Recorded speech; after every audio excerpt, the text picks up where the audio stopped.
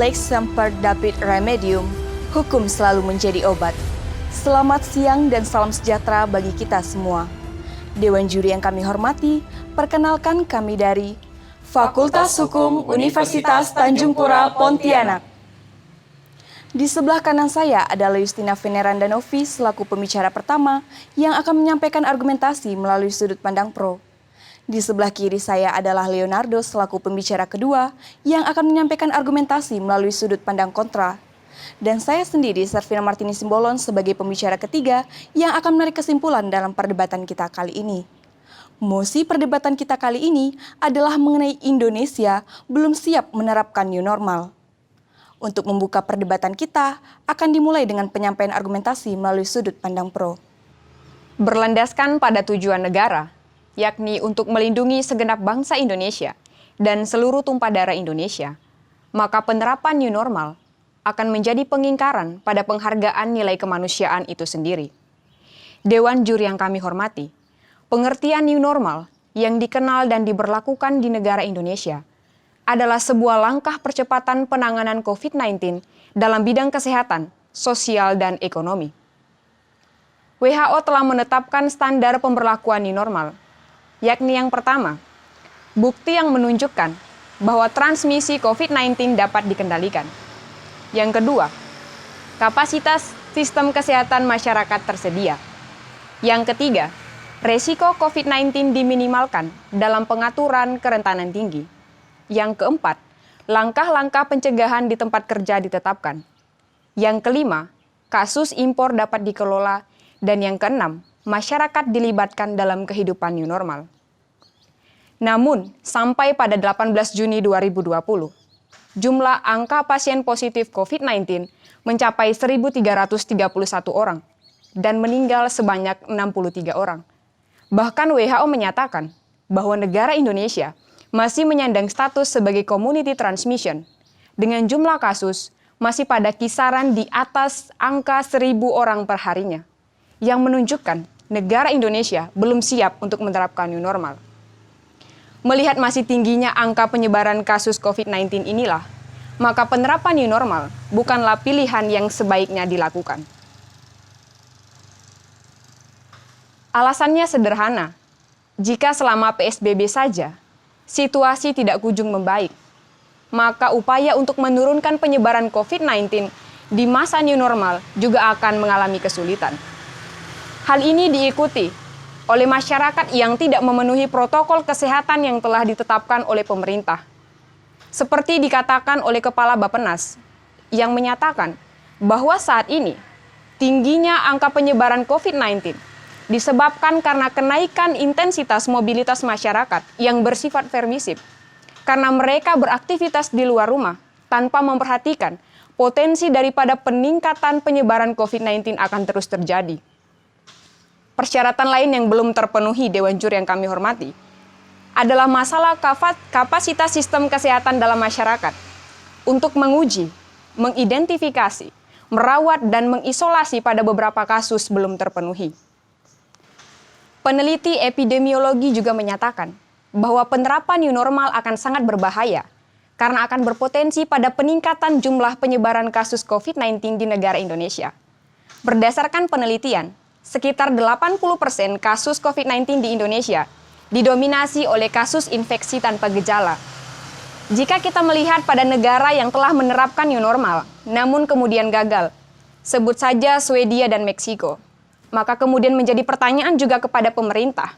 Bagaimana konsekuensi dan pertanggungjawaban secara logis dari pemerintah apabila semakin hari, semakin banyak orang yang positif terkena COVID-19.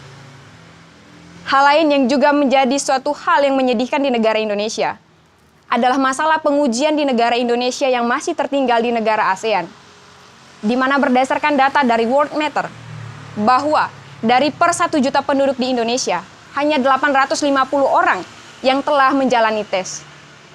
Hal ini menjadi suatu hal yang begitu memilukan untuk negara Indonesia itu sendiri. Pemerintah seharusnya konsisten dalam mengambil kebijakan, disiplin dalam mengeluarkan statement, dan terus melakukan upaya pembaharuan di lapangan.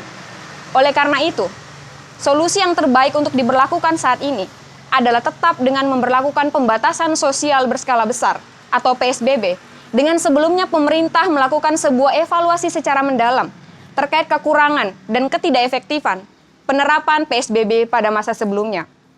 Kita tetap dapat hidup berdampingan dengan COVID-19, tetapi tidak dengan penerapan new normal. Pembaharuan dalam sistem ekonomi juga perlu dilakukan apabila permasalahannya adalah sistem ekonomi, sehingga roda perekonomian di negara Indonesia akan dapat berjalan dengan lancar. Sistem pembaharuan di sistem pendidikan juga perlu dilakukan oleh negara Indonesia. Pemerintah juga perlu menyediakan fasilitas tes PCR secara massal dan fasilitas pelayanan kesehatan kepada masyarakat yang banyak. Pemerintah juga perlu mengedukasi publik untuk kemudian bisa bersama-sama melakukan upaya pencegahan penularan COVID-19. Dan yang terutama, pemerintah juga harus dapat mengatasi berita hoax terkait dengan COVID-19 yang kemudian membuat masyarakat menjadi kurang waspada. Masyarakat juga harus disiplin dan sadar untuk menjaga diri sendiri, keluarga, dan lingkungan sekitar. Pengamanan dan kontrol dari aparat pemerintah juga menjadi suatu hal yang perlu diperkuat dan dipertegas. Semua pihak peduli, COVID-19 teratasi, Indonesia akan segera pulih. Baiklah, akan dilanjutkan dengan penyampaian argumentasi melalui sudut pandang kontra. Law is a tool of social engineering. Dewan Juri yang terhormat, begitu pula dengan new normal atau tatanan kehidupan baru yang akan mengarahkan masyarakat Indonesia untuk hidup berdampingan dan juga berdamai dengan COVID-19. Alasan mendasar kenapa kita harus dapat berdamai dan berdampingan dengan COVID-19 dikarenakan COVID-19 tidak akan hilang dari kehidupan kita, Dewan Juri yang terhormat. Ini diperkuat dengan argumen daripada Direktur Kedaruratan WHO, Michael Ryan, yang menyatakan bahwa COVID-19 tidak akan pernah hilang. Yang dianalogikan sama dengan campak, yang meskipun kita telah menemukan obat ataupun vaksinnya, namun campak tetap eksis dan tidak hilang dari kehidupan kita. Begitu pula COVID-19. Maka sudah waktunya new normal sebagai solusi untuk menghadapi COVID-19. Karena cepat atau lambat, kita akan hidup dengan kondisi di mana COVID-19 tetap ada, Dewan Juri yang terhormat. Alasan mendasar lainnya adalah bahwasannya adanya Undang-Undang Dasar 1945 pasal 28 yang menyatakan negara, khususnya pemerintah, memiliki tanggung jawab untuk melindungi, menegakkan, memajukan, dan juga memenuhi hak-hak asasi dasar ataupun hak-hak asasi manusia yang dimiliki oleh rakyat Indonesia. Namun sungguh ironis, Dewan Juri yang terhormat, selama 3 bulan berjalannya PSBB atau kebijakan pemerintah seperti work from home, stay at home, justru malah mengurangi bahkan menghilangkan hak-hak milik masyarakat Indonesia atau rakyat Indonesia itu sendiri, Dewan Juri yang terhormat. Dimulai dari pasal 27 ayat 2, hak untuk bekerja, pasal 28A, hak untuk mempertahankan kehidupannya, pasal 28 hak untuk beribadah dan kebebasan memeluk agama. Pasal 28G ayat 1 yang bahkan menyatakan rakyat Indonesia seharusnya memiliki rasa aman dan bebas dari rasa ketakutan akan melakukan sesuatu atau tidak melakukan sesuatu.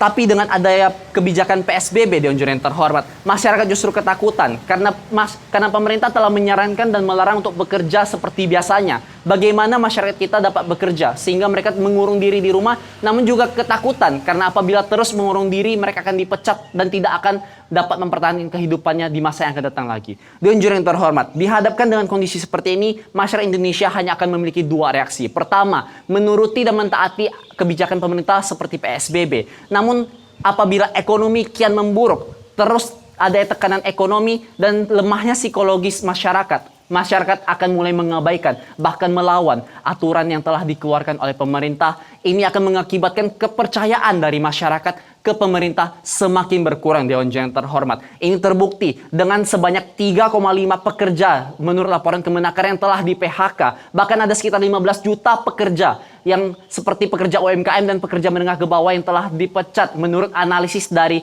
Wakil Ketua Umum Kamar Dagang dan Industri Indonesia, Suryani Motik, Dewan Juri yang terhormat. Apabila seperti ini terus, maka kepercayaan masyarakat Indonesia kepada pemerintah akan terus berkurang dan negara akan sulit untuk berjalan. Karena untuk mengalami good governance atau negara yang baik, diperlukannya 3 layer yang bekerja bersama, Dewan Juri yang terhormat, yaitu masyarakat, kemudian pemerintah, dan juga penegaknya sendiri, Dewan Juri yang terhormat. Masyarakat dapat menjalankan aturan dan dapat mensupport pemerintah apabila kebijakan-kebijakan yang diberikan oleh pemerintah sesuai dengan apa yang diinginkan oleh masyarakat atau sesuai dengan kebutuhan masyarakat. Dan pemerintah harus dapat menciptakan kebijakan yang dapat diikutin dan mudah, yaitu seperti new normal Dewan Juri yang terhormat. Mudah diikutin namun tidak membahayakan. Dengan adanya protokol setidaknya kita memiliki jaminan kesehatan dengan mengikuti aturan atau protokol kesehatan yang bisa diakses dari covid19.go.id, maka masyarakat akan tahu bahwa mereka dapat pergi bekerja atau hidup seperti biasa dengan adanya aturan-aturan tambahan, bukan dengan melimitasi hak-hak yang dimiliki oleh masyarakat. Begitu pula pentingnya penegak hukum untuk menegakkan dan menunjukkan bahwa pentingnya sanksi dan pentingnya kerjasama dari masyarakat, pemerintah, dan penegak hukum akan menciptakan new normal sukses. New normal adalah suatu solusi untuk kita bersama. Memang kedengaran sulit, namun apabila semua layer atau semua pihak dapat bekerja sama dengan baik, saya yakin Indonesia bisa dan Indonesia bersatu, maka COVID-19 akan berakhir dan dapat kita hadapi bersama Dewan Juri yang terhormat. Akhirnya, sampailah kita di ujung perdebatan kali ini. Alur perdebatan dan kesimpulan perdebatan kali ini bertitik tolak dari kebijakan pemerintah Indonesia yang menerapkan status new normal pada 1 Juni 2020. Alih-alih ingin memutar kembali roda perekonomian Indonesia yang lesu, namun nyatanya penerapan status new normal memposisikan pemerintah Indonesia ke dalam dua pertimbangan yang sulit. Dalam sudut pandang pro yang mendukung mosi perdebatan kali ini dan menyatakan bahwa Indonesia belum siap menerapkan status new normal, didasari pada pemikiran bahwa sejatinya Indonesia masih menyandang status sebagai negara community transmission dengan jumlah kasus 1.000 orang per hari dan data tersebut didapat dari WHO. Dan Indonesia belum memenuhi ketentuan standar yang telah ditetapkan oleh WHO sebagai syarat suatu negara untuk dapat menerapkan status new normal. Hal ini menjelaskan bahwa penerapan status new normal dapat memicu peningkatan penularan COVID-19 di masyarakat. Pun sejatinya, segala protokol dan kebijakan pemerintah tidak mengakomodir dan menyentuh segala aspek. Oleh sebab itu, solusi yang ditawarkan melalui sudut pandang pro adalah melakukan pengkajian dan pengevaluasian ulang terhadap penerapan PSBB agar penerapan PSBB lebih efektif diterapkan di masyarakat dan segera memutus mata rantai penularan COVID-19. Di sisi lain, menurut sudut pandang kontra yang menolak mosi perdebatan kali ini dan menyatakan bahwa Indonesia telah siap menerapkan status new normal, didasari pada pemikiran bahwa COVID-19 tidak akan hilang sepenuhnya dari masyarakat. Oleh sebab itu, kita perlu membiasakan diri untuk dapat hidup berdampingan di tengah pandemik ini.